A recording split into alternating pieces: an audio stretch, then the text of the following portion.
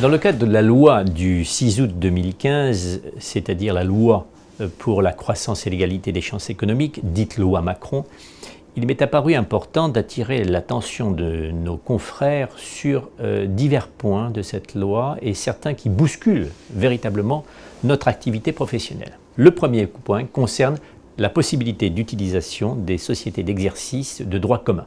Ces sociétés d'exercice, ce sont donc celles qui sont connues en règle générale dans le cadre des activités commerciales, la SA, la SARL et également la Société européenne. Seule obligation, elles ne doivent pas donner la qualité de commerçant à ceux qui y sont associés.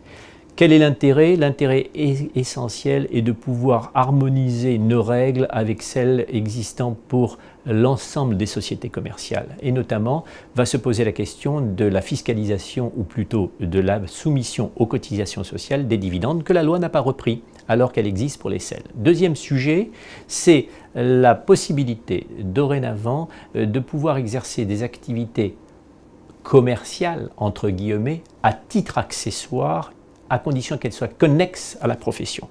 Pour l'instant, la loi n'a pas déterminé ni le caractère connexe, ni le caractère accessoire. Ce sera aux ordres de pouvoir, dans le cadre d'une déclaration préalable, et non pas dans le cadre d'une autorisation préalable, de déterminer si ces activités sont compatibles. La loi a prévu la formation professionnelle, la location de locaux, l'édition juridique.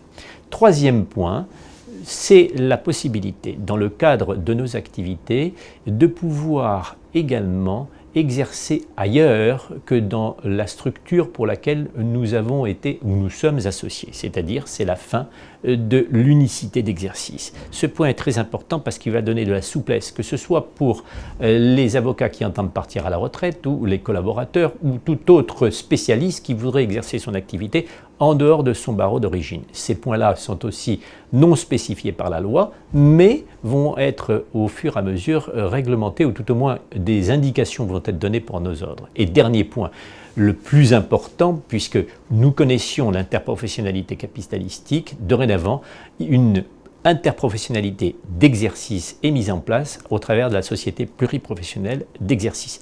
Tous ces points sont indispensables pour l'évolution de profession, pour l'évolution des cabinets.